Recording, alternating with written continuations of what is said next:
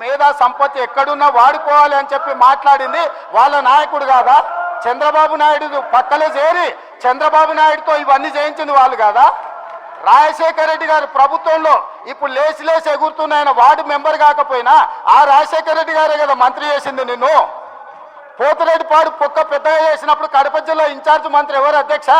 కీర్తిశేషులు నాయన నరసింహారెడ్డి టీఆర్ఎస్ మంత్రి కాదా? రాజశేఖర రెడ్డి గారు పంచన చేరింది మీరు, చంద్రబాబు నాయుడు గారు పంచన చేరింది మీరు. ఈ తప్పిదాలకు మమ్మల్ని కాదు మీరు బాధ్యులు. మేము ఆ ప్రభుత్వంలో ఉన్న మా నాయకులు కాంగ్రెస్ యూపీఏ కేంద్రంలో అధికారంలో ఉన్న రాష్ట్రంలో అధికారంలో ఉన్న శాసనసభను పార్లమెంటును స్తంభింపజేసి తెలంగాణ రాష్ట్రాన్ని సాధించిన పార్లమెంట్ సభ్యులు ఇక్కడ ఉన్నారు. ఇది మా నిబద్ధత.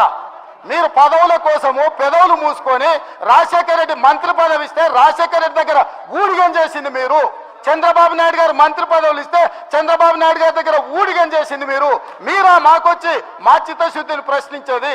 తెలంగాణ బిల్లు వచ్చినప్పుడు ఆ ముందలి సీట్లో చంద్రబాబు నాయుడు గారు కూర్చున్నప్పుడు ఇప్పుడు ఆ మాగంటి గోపి కూర్చున్న అక్కడనే నిలబడ్డ అధ్యక్ష. నేను 53 నిమిషాలు తెలంగాణ రాష్ట్రం ఎందుకు కావాలి, సమైక్య రాష్ట్రంలో ఉమ్మడి పరిపాలనలో జరిగిన అన్యాయం మీద నిటారుగా నిలబడి అక్కడి నుంచి నేను మాట్లాడిన అధ్యక్ష. పునర్విభజన చట్టం వచ్చినప్పుడు ఆయనగా పక్కలో కూర్చుని ఆయన ఏడున్నాడు మాట్లాడి, ఆయన మాట్లాడింది కదా, తీయండి ఏం మాట్లాడిండు.